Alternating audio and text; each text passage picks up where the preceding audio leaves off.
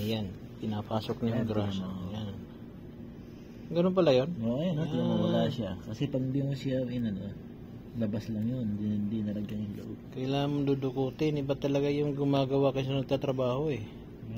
Napansin ko yan, naglagay ako ng nakaraan. Yun o.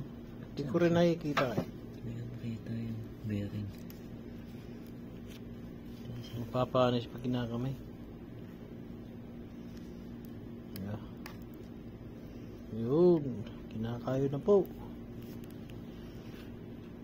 May pasok. Talagang ano eh.